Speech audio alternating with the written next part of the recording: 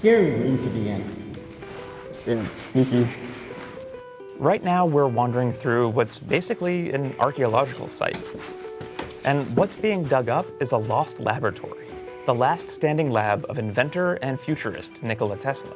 But I'll walk you into what is the front of his laboratory. This lab was supposed to be the proving ground for Tesla's most ambitious idea, a wireless power and telecommunications system. He imagined the construction of a global network of towers that would electrify the world, without wires. So this was the grandiose front door. Okay, so clearly that didn't happen. But this just goes on and on. It's a maze. But the thing Tesla was chasing, ubiquitous wireless electricity, physicists and engineers are still chasing it today, and making tantalizing progress. So was Tesla onto something here?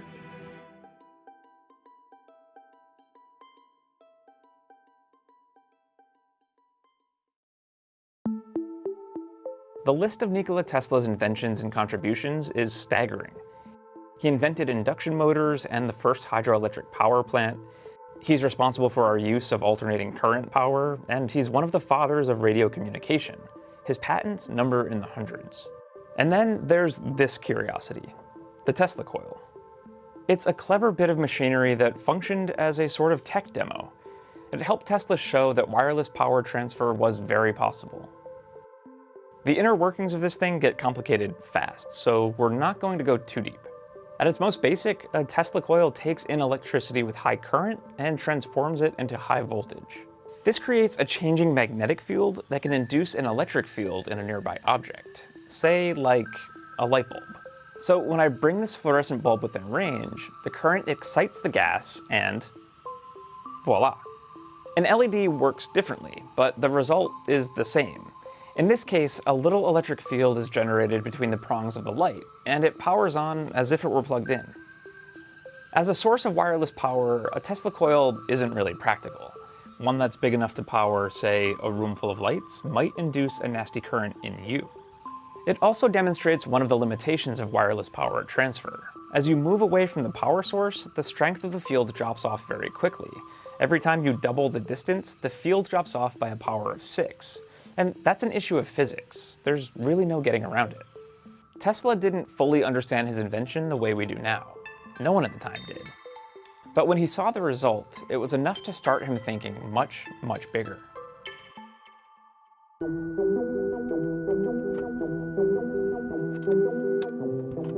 This was the stage for Tesla's ambitions, a lab on Long Island known as Wardenclyffe. It's not much to look at now, but in 1901, Tesla scraped enough money together to build a massive tower. This octagon right here is where the tower once stood, almost 57 meters high. The structure showcased some of the same technology as the Tesla coil, and it was supposed to replicate the Tesla coil's party trick, too.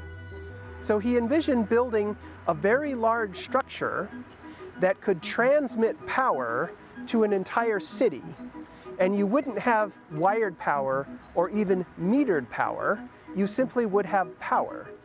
Brian Field is a physicist and professor at Farmingdale State College. He gave us the full rundown of the tower's proposed functions.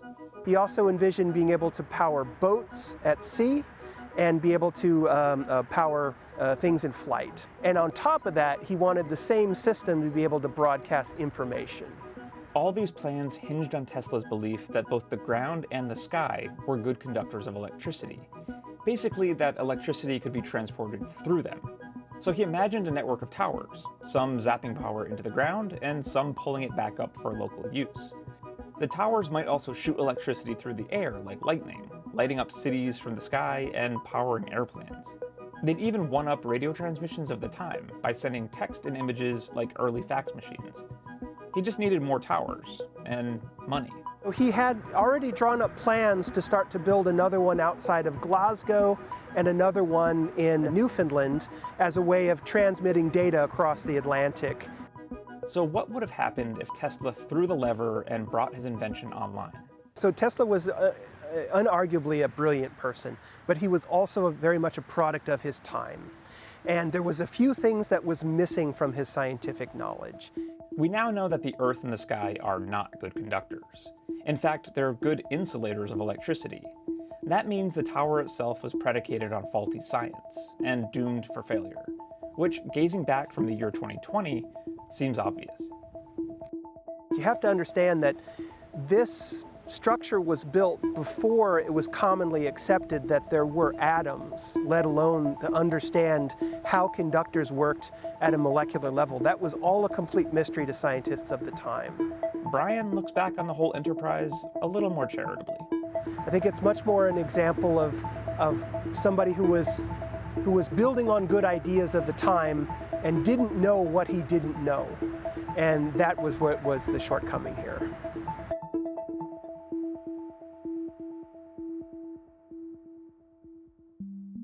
It's been more than 100 years since Tesla's efforts at Wardenclyffe. Yet, when it comes to electricity, we still live in a profoundly wired world. That universal blanket of power that Tesla envisioned still hasn't arrived. Why? Well, one reason is that our technology has changed, but the behavior of electric and magnetic fields hasn't. In terms of power and transfer distance, I think that we're limited by physics. Now, physics can change. We don't know. But at this moment now. Chris Mee researches wireless power at San Diego State. He says that while we're stuck with the laws of physics, upgrades in materials and other technology has led to real progress. One result is the wireless cell phone charger. The physics in play aren't so different from our Tesla coil demo, and the transfer distance is modest, but it's practical and reasonably efficient, things that were out of reach for Tesla. But we use the same theory. Now, why didn't he make it work? We could make it work today. The reason because he didn't have the material we have, whether it's this wire, whether it's ferrite that can use enhance the field. Secondly, he didn't have the device to generate a high frequency electrical power. Chris and others are looking to scale the technology further to charge, say, an electric car. It could drive onto a charging pad in your garage, or even charge while you're at a rest stop in the middle of a road trip. Other techniques have allowed researchers to do safely what a Tesla coil can't: power small devices at room-scale distances using magnetic fields. Though there are still trade-offs. In this case, the entire room needs to be outfitted with a metal skeleton. For even greater distances, you need a medium other than electromagnetic fields. There's been a bunch of development around beaming energy using ultrasound, microwaves, or lasers. Chris thinks these techniques have merit, but largely for low-power applications. Efficiency is the boogeyman here, because energy is wasted in its translation from one carrier to another. Considering the efficiency of this microwave through air with a long distance, and if you want to receive hundreds of kilowatts, you'll be needing megawatts of power at the transfer station, and you will be generating a huge amount of loss, which becomes some sort of heat. This all adds up to something less than Tesla's wireless power vision. It's scattered niche progress, a fine-tuning of techniques, a narrowing of applications, not a rebirth of the way we use power. That's more of a Tesla thing.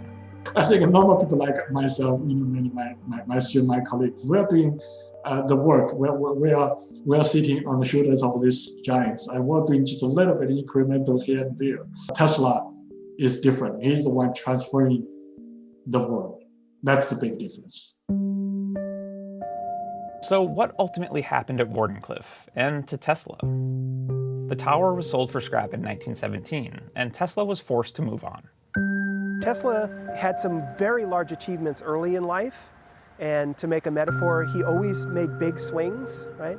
And he continued to make big swings in his life. He just never quite connected the way he did when he was younger.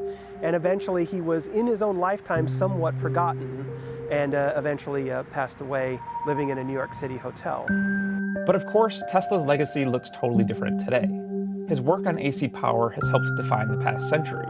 He has a unit of magnetic induction and a very flashy car company named in his honor.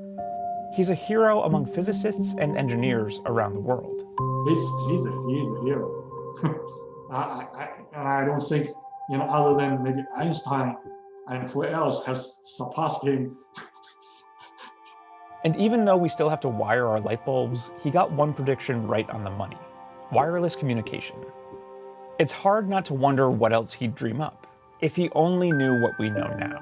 I think he'd be happy that we do have access to text and photos instantaneously from all over the world. But what I'd really like to think about Tesla is he'd be thinking about what comes next. And that's what I'd really like to ask him about. Not what he thinks about today, but what he thinks about our tomorrow.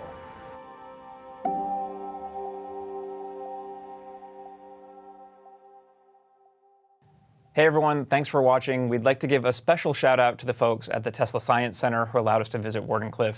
Right now they are restoring the lab, and if you'd like updates on that project, the link can be found in the description below.